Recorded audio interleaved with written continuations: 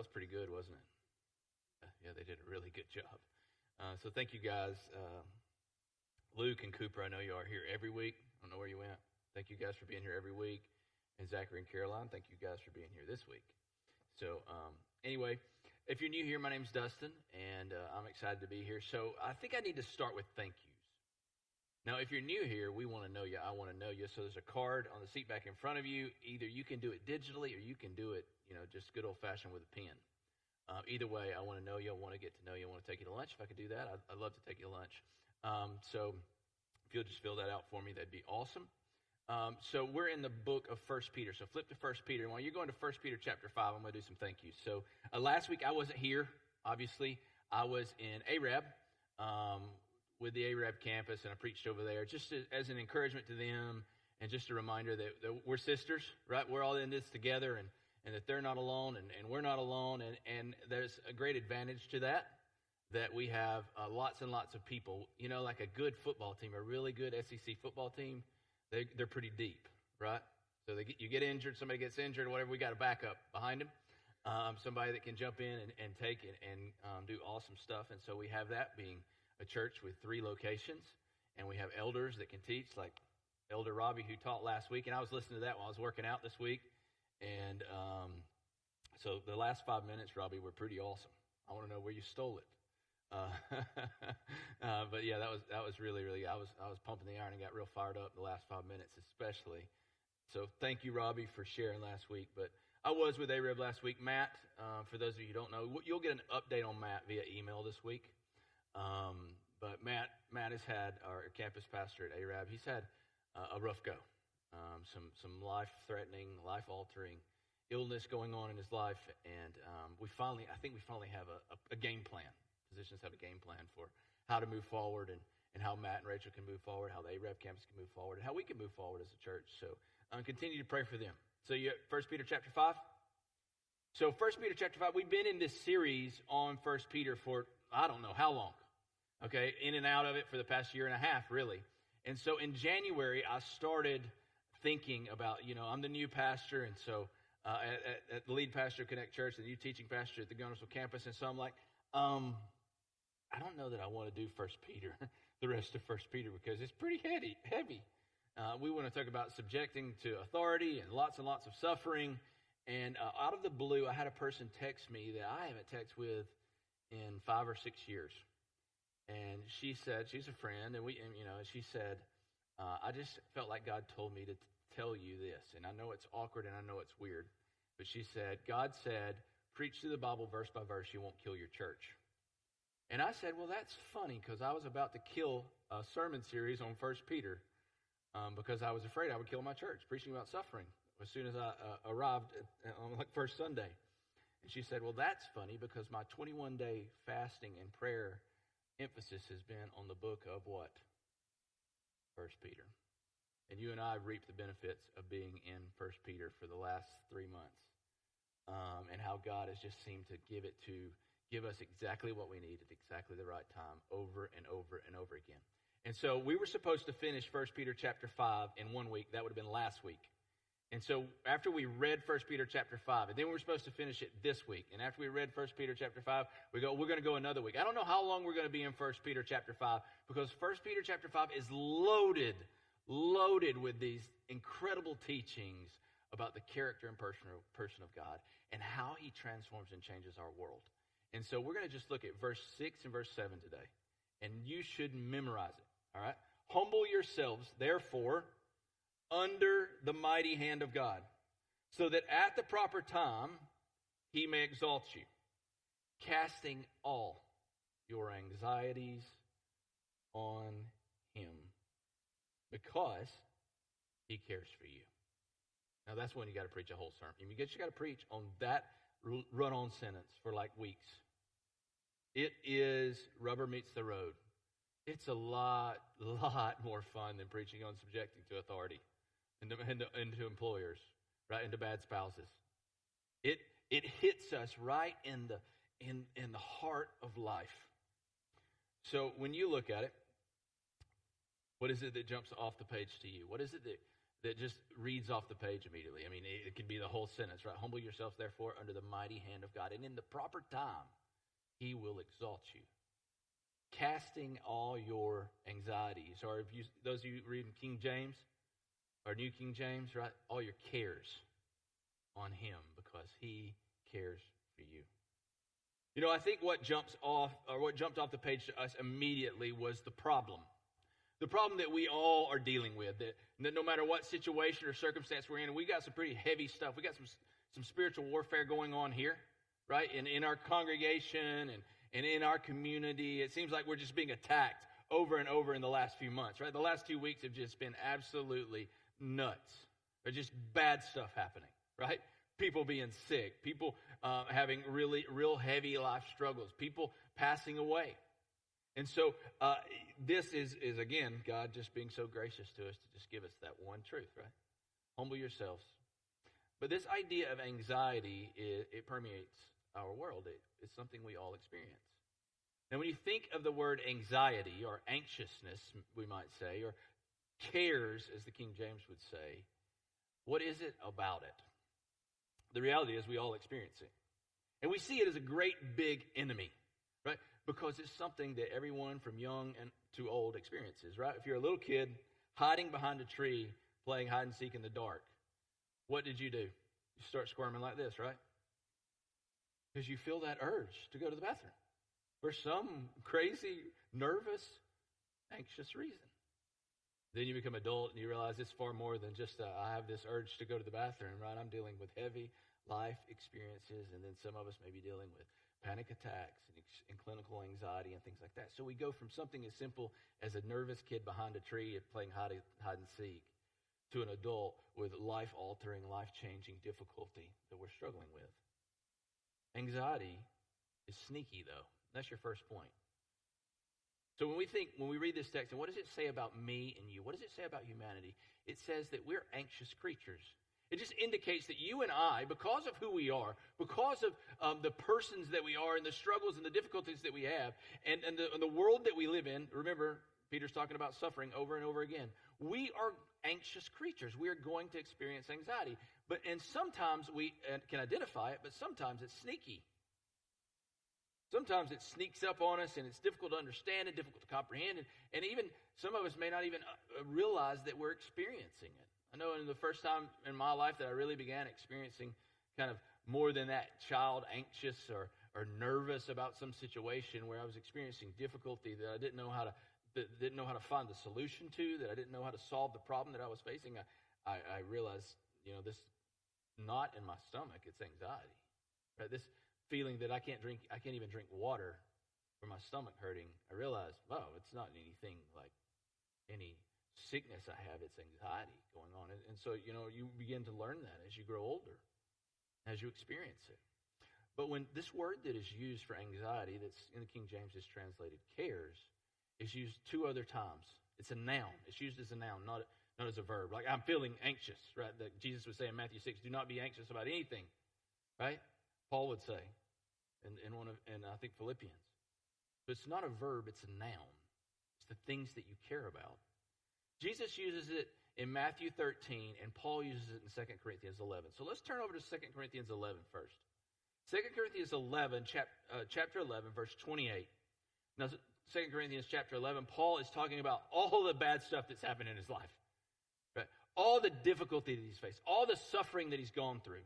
He says, I've been shipwrecked, and I've had all this bad stuff going on.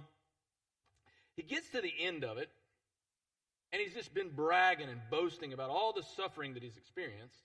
And in verse 28, he says this, and apart from other things, there is the daily pressure on me of my anxiety for all the churches.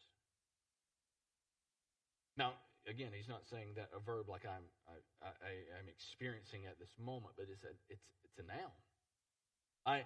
My anxiety for all the churches, his care for things that matter. You see, when you and I think of anxiety, we think of it as something we absolutely want out of our life. We want it totally gone. We want to live a life with no anxiety, with no struggle, with no suffering, with no difficulty, with no emotional struggle.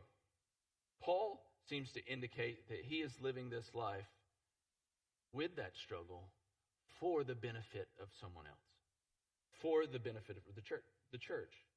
You see, Paul is caring about the things that God cares about. And oftentimes, when you and I care about the things that God cares about, it may bring about certain emotions in our life that we aren't comfortable with, that we don't like, that may look and appear to be suffering. And then there's the other way it's used. Jesus in Matthew chapter 13 tells the parable of the soils. You know the parable of the soils? Right? So there's this farmer, he's throwing seed, right? One seed lands on the road, birds come in, scoop it up. Doesn't have any soil. Throws the seed on another plot of soil, and the soil's, it's good soil on the top, but down underneath a lot of rocks, and so it dries out really quick, and so when the plant grows, it starts growing. And then when the sun comes out, boom, it kills the plant because it doesn't have any root. And he says there's the third soil. And this soil's good soil. It's good, deep soil, no rocks underneath, and it grows everything. It grows the gospel, right? It begins to produce this tomato plant of us, but it also grows thorns and thistles. And Jesus said those thorns and thistles, they choke out that plant, and it eventually dies because it can't grow alongside all those other things. It doesn't produce 30, 60, 100-fold like the one that's in good soil with no weeds and no thorns and thistles. And this is one of the only parables that Jesus actually, he tells you what it means. The disciples go, what in the world are you talking about? He goes, all right, let me explain to you. And he goes through all of them. He gets to the third one. He talks about the soil with thorns and thistles. And he says, this is the one whose mind is deceived by the cares of the world. He's deceived by his eyes, and he cares about the wrong things. He is anxious about things that don't matter, like pleasures and like finances. You see, when you and I think of thorns, we think of suffering, don't we? That's not the way Jesus thinks of thorns. When he uses it in that metaphor, he's referring to good things. Things in our life that we care about. Things in our life that other people look at and go, they've got it going on. The car we drive, the home we live in, the clothes we wear, the things our children do, the places we can travel to. These are the cares of the world. Jesus relates suffering to the sun, something that's essential for growth. In this parable, that's another sermon for another day. But Jesus warns in Matthew 6 about being anxious for what you eat and what you drink. Right? He says for the sparrows even get this, for the lilies are clothed in this way. Oftentimes you and I are dealing with anxiousness, and we are growing in anxiety over things that do not matter. Caring about things that shouldn't be cared about. I want you to think about your own life. What things make you most anxious? What things wake you up in the middle of the night? And I was thinking about this morning driving in. What things wake me up at 3 a.m. and I can't go back to sleep? It's often things that I shouldn't even care about. There's things that I can't control, but two, I shouldn't care to control them. You see, I think this is where anxiety should be understood, I guess we should say. This feeling of caring that one, we should just go, man, there's some things I shouldn't care about, that I should just not worry about. They're not in my values, or part of my values. Anxiety also can be a warning sign for us, like a check engine light that goes off, right? Or a warning signal. It can be, I think we should acknowledge that it can be a physiological response to trauma and suffering that we've experienced. Right? There may be no situation, or maybe not be anything that we're caring about, and our body just goes berserk. But we should acknowledge that anxiety can come and be expressed in that way. It's a survival response. It's our body saying to our mind and our soul, you need to make a change here. You need to change the way you're thinking. You need to change the way you're eating. You need to change the experiences that you're having. Something. You need to be seeing a doctor. Right? So it can be a physiological response as well. But here's the point. Every human alive, from a 3-year-old or a 4-year-old to a 94-year-old, experiences anxiety. It is an emotion of life. You see, so Peter isn't classifying anxiety as good or bad, right or wrong. We shouldn't sit around and go, well, maybe we should just take a moment to evaluate, like, am I caring about the right things? Right? Is this what I should be anxious about, or should I be anxious about something else? But I think Peter's saying something a little deeper here. Peter's saying the problem is that you keep holding on to it. Right? You and I, in pride, go, I can fix it. I can make it go away. I can overcome it. I need to control it. I must care for this because God doesn't care. You see, ultimately, it's a choice to say, I would rather sit in the seat, God, because I don't feel like you're doing what you should be doing. Now, I want to be clear that for those of us who are experiencing clinical anxiety and this physiological response, I believe it's far more than just pride. Right? And I don't want to heap guilt on you if you're dealing with that and working through that. You continue to work through that and continue to cast it on the Lord. But the instruction is that when you and I recognize anxiety in our life, whether it's good or bad anxiety, whether it's from pride or just from pressure, or whether it's from past suffering and trauma we've experienced, the choice to hold on to it is pride. What Peter is calling us to is this liberation of letting it go, of casting it to God. And why should we cast it to God? I want you to turn back to 1 Peter. So now we're working backwards. Well, we can look at verse 7 and see, because he cares. That's why he says cast it to him. Because he cares about you. He cares about you. He cares about your future. He cares about what you care about. He certainly wants you, however, to care about what he cares about. But also that he's capable. Look at verse 6. Humble yourselves, therefore, under the mighty hand of God. Underline mighty. Right? The mighty hand of God. And in due time, and in my version, in my Bible, I underline time as well. Think about all the objections, the difficulty, the struggle we have with God and suffering. Right? It often revolves around time, like he doesn't do it in my time, and I have to trust that. I have to humble myself and trust that. Or it goes, well, maybe he's not capable. Really, if we get deep into that, and maybe a person that would be walking away from Christ or walking away from faith, a person that's doubting, or maybe a person that's struggling to believe, they would go, how, and you can see it on the internet, social media all the time. How can a God who is mighty allow this to go on? And how can a God who cares allow this to go on? See, oftentimes we fall into that pit. That God, if he's capable, if he's mighty, then he would change my situation if he cared. Or he may care deeply about my situation, but he's just not strong enough to change it. Those are the two places of pride that we can fall into when we're suffering and facing difficulty. Peter is reminding us, God cares for you.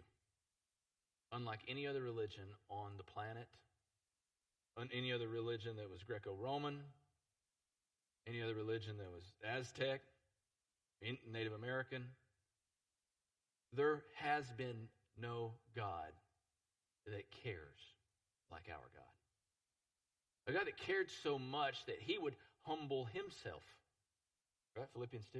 And he would come down out of heaven, take on flesh, being born in a humble form, right? Baby, innocent, dependent on other humans, subject himself to suffering, the death of his father, the murder of his best friend, the murder of his own self as a slave, dying on a cross, but then rising from the dead to demonstrate to you that he cares deeply for you. The time may not be now that he exalts you from the suffering, but he cares deeply. And then we see that he's mighty. He exalts. Not only is he mighty, but he lifts up those who are lowly over a period of time. He's outside of time. He's beyond time. He works beyond time when we are definitely subject to time. See, we should be reminded that we can cast our burdens on him because he is capable and because he does care. That's your next point. He is capable and cares. So naturally, we go back to verse 7. So what do I do? How do I respond? Well, I cast my anxiety. And I love that it says all. Right? The little kid hiding behind the tree that's about to wet his pants. To the adult who's been dealing with so much trauma and difficulty that a panic attack is happening. That I would cast all my anxieties, small ones, my big ones, my life-altering ones, on him because he cares. All of them on Jesus. You see, this word cast is used just a couple of times in the Bible. It's this idea of throwing. Or it's not this idea of like gently placing something somewhere.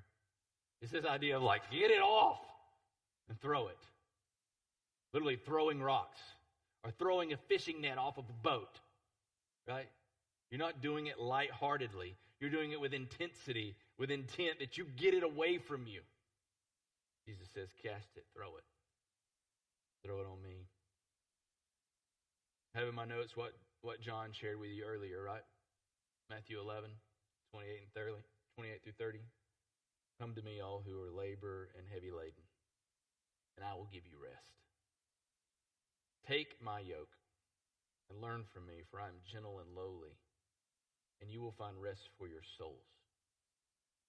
For my yoke is easy and my burden is light.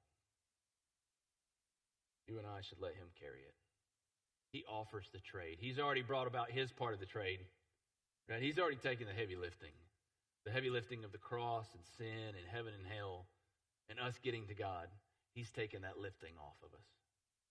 But still, he calls us to come, place our burden on him, and take his burden for its light.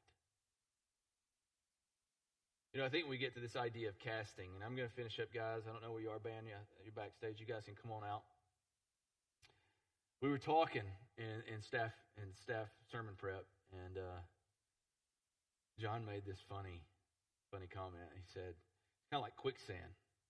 Now, if you're a child of the 80s like me, right? Quicksand was a big deal. It was Indiana Jones, right?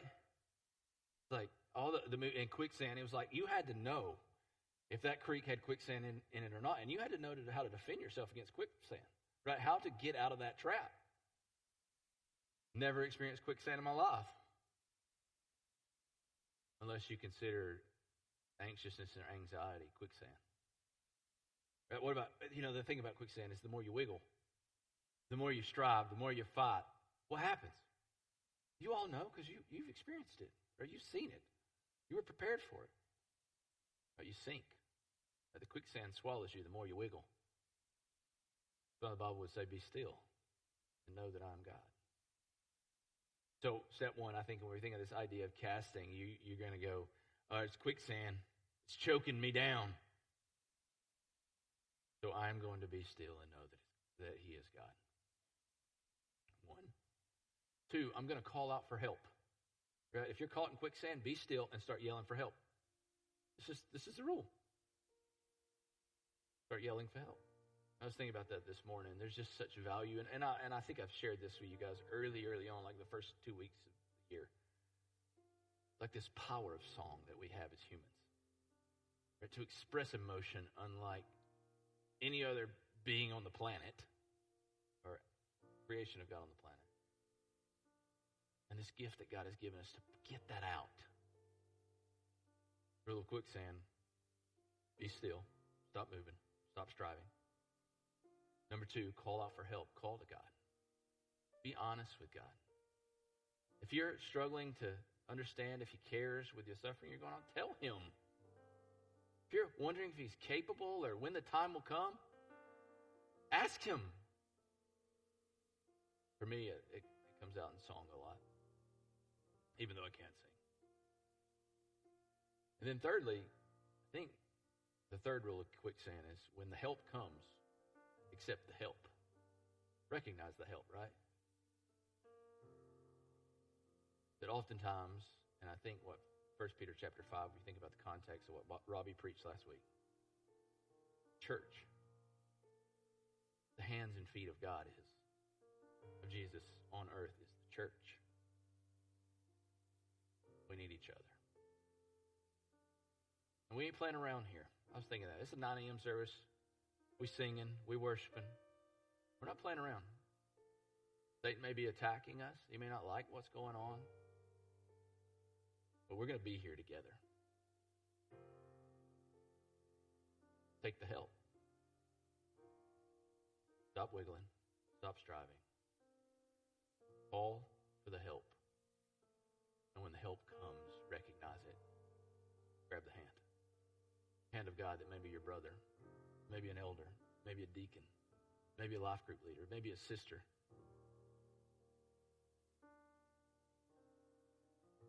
Come to him. Give it to him today, whatever it is, wherever you are. Father, you are holy, mighty, and powerful, and your hand exalts and your hand tears down. You oppose the proud. You resist him. You destroy him. And Satan is the most prideful of all. Though he roars like a lion, he is nothing to you, Lion of Judah. And we humble ourselves before you. We need your help. For every situation and circumstance, for every struggle and suffering. From the moment we wake up to the moment we go to sleep, and those hours that we do sleep. We know you give your beloved sleep. And you build the house, and you watch over the city.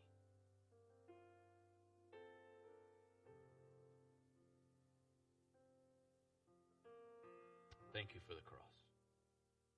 Holy name. Amen. Would you stand? No. These are steps, right? I think they're concrete, actually, so don't fall down on them too hard. They're just steps. But maybe you need to come cast a burden. Cast an anxiety, cast a care. I promise you, if you come, there'll be someone to come down in that quicksand with you. You're here today and you don't feel hopeful. You don't have a future because you don't know Jesus and you're not giving your life to him. Do it today. Repent of your sin. Acknowledge that you're prideful like Satan. Acknowledge that you're sinful like Satan. Confess your sin and say, I want you to save me and forgive me. That's simple. I'll be down front to talk with you, pray with you.